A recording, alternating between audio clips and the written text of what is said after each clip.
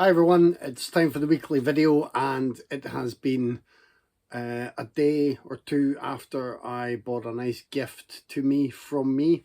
So there is something very nice and tasty in the pile. But first of all, let's make sure you all see this. The hoodie got for me by my partner. Obviously, I can't see the framing of the image with my back to the camera, so I hope you saw that clearly enough. Is that still there? I think it's visible. I can kind of judge it. Right. So in the midst of watching lots more Christmas movies, including both of the Adult Swim Yolog movies, which I highly recommend. I managed to get to those with a VPN and Adult Swim access. So if you have the means, I would recommend those, as long as you know what you're getting into. They are written and directed by, I can't recall if he's the main creator or one of the creators of Too Many Cooks, which was a mad, wonderfully surreal, darkly twisted viral sensation from a few years ago. If you've not seen Too Many Cooks, it's essentially like the opening credits of a sitcom.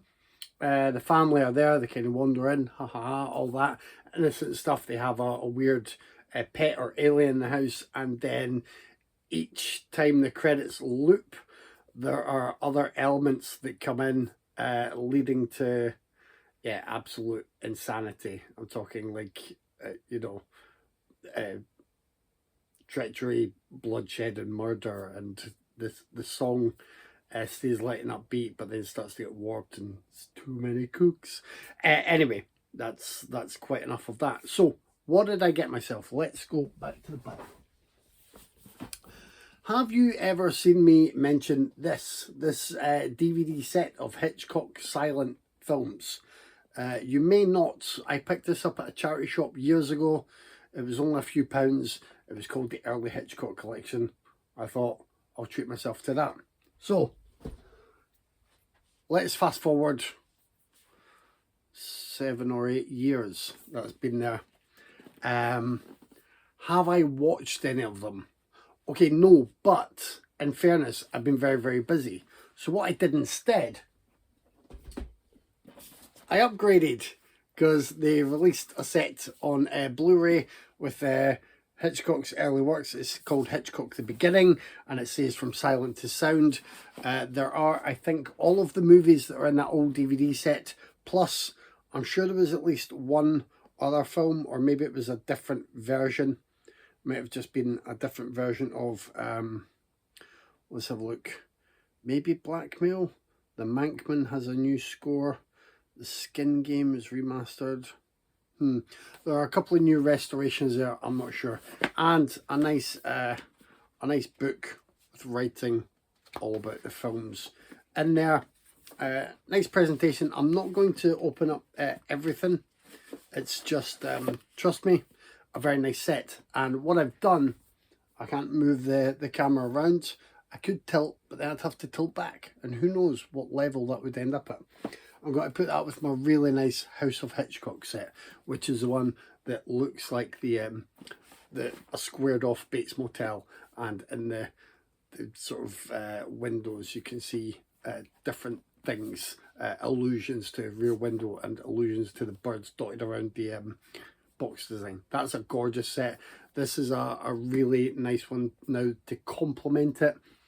So I'm really happy with that, and I absolutely will prioritize some very early Hitchcocks in the near future, because despite having no knowledge of the films in this set other than titles, I am a fan of Hitchcock, and it will be very interesting to see his earlier works and how he did things with perhaps some more limitations due to technology he was working with. So that's that. Another one that I have no idea about, but it finally arrived, the Last Video Store from Arrow Video. Now, last week I got an email from Arrow Video. It's time for the monthly Arrow Video Complaint of the Month. And the email was saying, sorry, this item hasn't been dispatched yet. There is a delay, we'll keep you informed. As you know, if you've received these emails, they do absolutely nothing for you. I guess it's nice to be updated before you email them and say, where's my stuff? It's just unfortunate. Again, I saw other people sharing that they picked up their copy of this. And like people who ordered direct from Arrow Video are the ones who just end up waiting the longest. It's really bizarre. Like they could just sort their system out. Really frustrating. Anyway, I watched the trailer for that a while ago and it looked good, so I'm happy that I picked it up. And I'm generally happy to wait anyway. It's just frustrating, as I say, because you are, in your mind, you're supporting a company directly, and that may mean they cost a bit more or things do take a little bit longer, but it's extra frustrating when you see someone who's maybe ordered this off Amazon and got it the same evening and has it before you just because that supply chain is more streamlined. But it is what it is. Where have I gone with these? Oh, I forgot I had even more. Right, 2 seconds. So I'll put aside Vincent Price because you've already seen Vincent Price. Now, did I mention this last week? I don't think I got this by the time I did my video last week. The Video Dead, TerrorVision, and the Video Dead. Both are what I would say are VHS classics. And I've enjoyed both. I watched TerrorVision before I got all the gags and really got the tone of it. I watched the Video Dead just based on the title alone, and I loved the fact that I had a zombie. It looked kind of like David Bowie in it. It's very low budget, very crude in terms of the filmmaking, and very good. I've always had a soft spot for that. I've always had a soft spot for both of them. I have eyed this up for many years, but I wasn't going multi-region on my players. Just didn't want to go bankrupt. But now I have a player that can play multi-region discs. I don't use it as a main option, but for some special things I can, and this is a special thing. And I remembered that I could get this and sort it out. If you are into sort of classic VHS schlock, like if you like the Arrow, the sort of video collection, the Empire video box, I highly recommend TerrorVision and the Video Dead on that set. Eureka announced that they were doing a box set of the later Mabuse movies, Dr. Mabuse. That's how I'm going to pronounce it. It might be Dr. Mabuse. No, I'm going to go Mabuse. So I was keen for that. There's about, what's it, about 6 or 7 films in that set, maybe be more.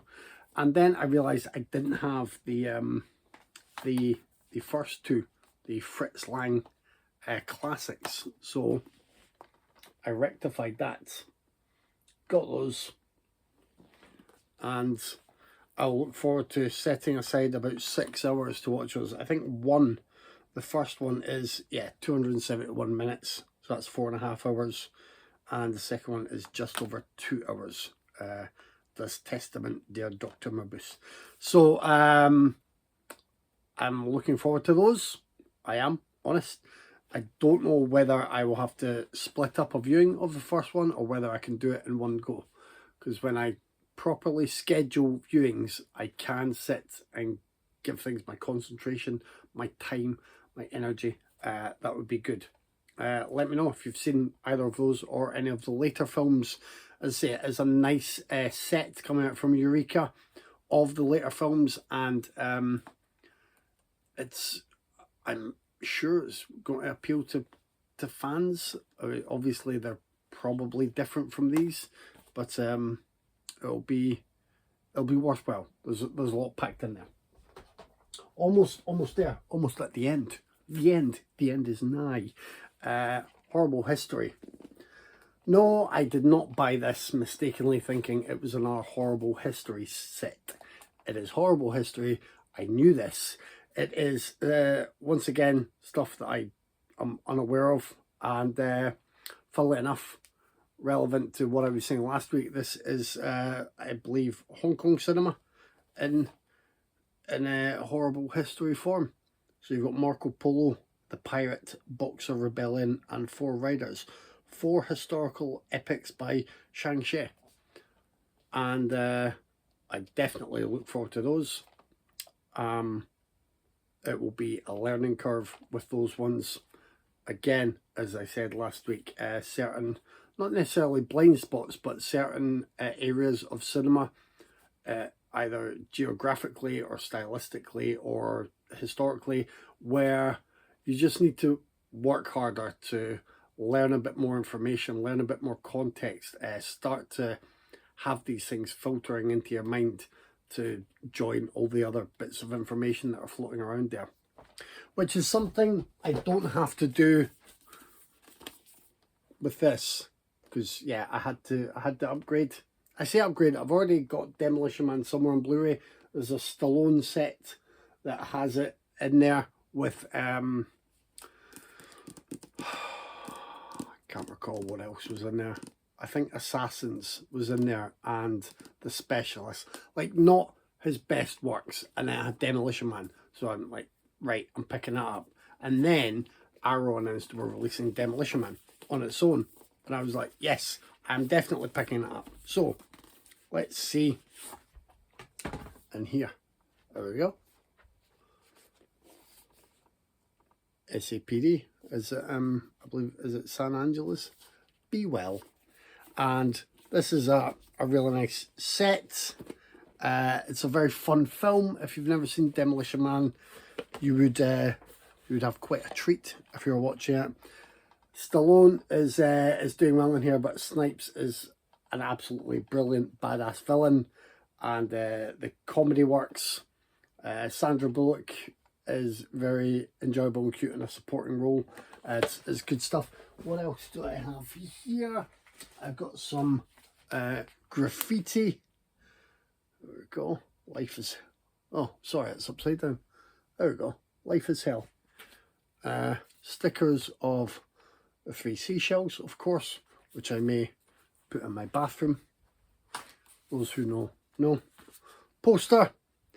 And a booklet with a morality violation at the start. And about 4 different essays through there from different writers. So a fun time, a fun selection of supplementary material to enjoy after the main feature. Seriously, if you haven't seen Demolition Man, I think it's up there with the best of the certainly the comedy tinged action movies of the 90s. It was the 90s, wasn't it? And yeah, it's... If it hadn't been for Blade, I'm going to say Demolition Man would have been peak Snipes. That's how good Snipes is in his role. Yeah, and it's very near the top of the Stallone tree, which is just a tree that you put a sparkly light on the top, and every time you walk past it goes, Adrian! I really shouldn't have made that joke. That's it. You'll be glad to know. I'll speak to you next week. Bye.